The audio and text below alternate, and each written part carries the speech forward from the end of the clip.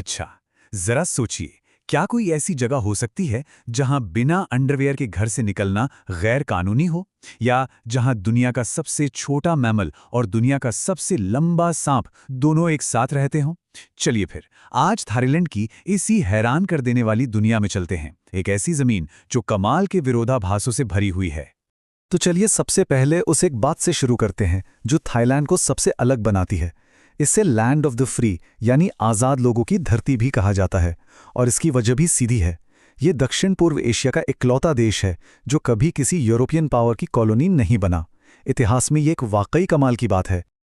और हाँ, अब आते हैं उस अजीब से सवाल पर। सुनने में मजाकिया लगे लेकिन ये सच है। थाईलैंड में कुछ ऐसे कानून हैं जिनके हिसाब से बिना अंडरवेयर पहने घर से निकलना गैर कानूनी माना जा सकता है।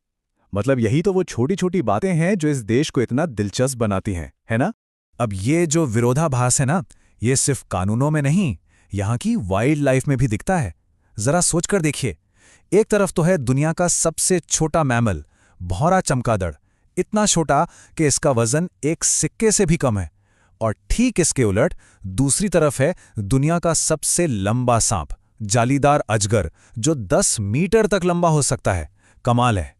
तो बात करें आबादी की, तो ये जो नंबर दिख रहा है 7 करोड़, ये थाईलैंड किंगडम की कुल आबादी है। जी हाँ, करीब 7 करोड़ लोग इस खूबसूरत देश में रहते हैं, और ये आबादी शहरों और गांवों में लगभग बराबर ही बटी हुई है।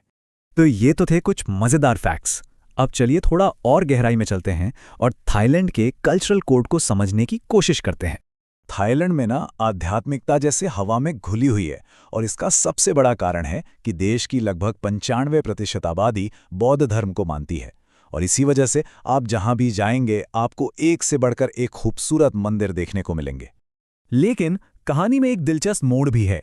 बौद्ध धर्म के इतने गहरे प्रभाव के बाद भी थाई कल्चर पर हिंदू धर्म की एक बहुत गहरी छाप है, और इसका सबसे बड़ा सबूत है देश का नेशनल एपिक रामायण, जो असल में और कुछ नहीं बल्कि रामायण का ही थाई वर्जन है।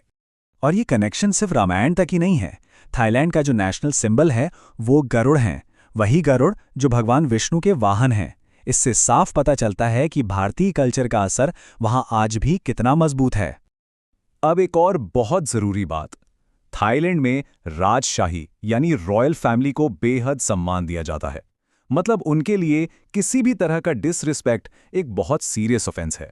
इसका एक क्लासिक एग्जाम्पल है Hollywood film the king and I, जिसे वहां बैन कर दिया गया था, सिर्फ इसलिए क्योंकि उन्हें लगा कि फिल्म में राजा को सही तरीके से नहीं दिखाया गया। अच्छा, ये एक ऐसी बात है जो हर टूरिस्ट को पता होनी चाहिए। थाई कल्चर में सिर को शरीर का सबसे पवित्र हिस्सा मानते हैं, तो वहां किसी के सिर को छूना, चाहे वो कोई बच्चा ही क्यों ना हो, उसे बहुत बुरा माना जाता है। ये अपमानजनक है। चलिए अब बात करते हैं थाईलैंड के उस पहलू की जो सेंसस के लिए किसी दावत से कम नहीं, यानी वहां का खाना, वहां की नेचर, वो सब कुछ। और खाने की बात हो तो जुबान पर सबसे पहला नाम आता है पैड थाई। ये सिर्फ एक डिश नहीं है, ये तो फ्लेवर्स का एक एक्सप्लोजन है। सोचिए जरा, स्पाइसी, खट्टा, मीठा, नमकीन और थोड़ा सा कड़वापन, ये सब कुछ एक साथ एक ही प्लेट में। बस यही तो जादू है थाई खाने का। थाईलैंड और हाथियों का रिश्ता बहुत गहरा है। ये वहां की पहचान का एक बहुत जरूरी हिस्सा है। देश में 10,000 से भी ज्यादा हाथी हैं। और हाँ, जो सफेद हाथी होता है ना, उसे तो बहुत ही पवित्र माना जाता है। वो रॉयल्टी और गुड लक का सिंबल है। अब स्क्रीन पर ये जो नंबर दिख रहा है, $2.5 बिलियन, कोई अंदाजा लगा सकता है कि ये किस चीज से जुड़ी कमाई है? वेल, ये है ऑर्किड। जी हाँ, ऑर्किड के फूलों से होने वाली सालाना कमाई। थाईलैंड दुनिया के टॉप ऑर्किड एक्सपोर्टर्स में से एक है। और इसमें कोई हैरानी भी नहीं होनी चाहिए, क्योंकि ये थाईलैंड में ऑर्किड की 1500 से ज्यादा किस्में मिलती हैं।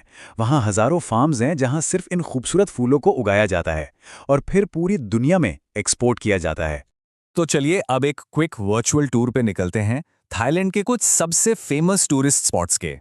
सबसे पहले राजधानी बैंकॉक। ये शहर कभी सोता नहीं। वाइब्रेंट नाइट लाइफ, शॉपिंग के लिए बाजार, हमेशा हलचल वाली सड़कें, और हाँ, शानदार मंदिर, ग्रैंड पैलेस और सफारी वर्ल्ड तो यहाँ के मस्ट विजिट हैं। इसके बाद है फुकेत, थाईलैंड का सबसे बड़ा आइलैंड और जिसे कहते हैं हनीमून पैराडाइज। क्रिस्टल क्लियर नीला पानी, सुंदर सुंदर बीच, यहाँ का पूरा माहौल ही बहुत रोमांटिक है। और अगर किसी को फन और पार्टी चाहिए तो उनके लिए है पटाया। रात में यहाँ की वॉकिंग स्ट्रीट, क्लब्स और बार से जगमगाती रहती है, और दिन में यहाँ का फ्लोटिंग मार्केट एक बिल्कुल ही अलग एक्सपीरियंस देता है। सोचिए, नाव पर बैठकर शॉपिंग करना। और फिर है नॉर्थ में चियांग माई, जो थाईलैंड का हिस्टोरिकल और कल्चरल हब है। ये जगह उन लोगों के लिए है जिन्हें शांति पसंद है। यहाँ पुराने मंदिर हैं, पहाड़ों के खूबसूरत नज़ारे हैं, एकदम सुकून वाला माहौल। और अब आखिर में कुछ काम की जानकारी, खास तौर पर इंडिया से जाने वाले ट्रैवलर्स के लिए। देखिए, इंडियन ट्रैवलर्स के लिए थाईलैंड जाना काफ़ी आसान है। वीज़ा ऑन अराइवल मिल जाता है, 2 महीने तक रुक सकते हैं।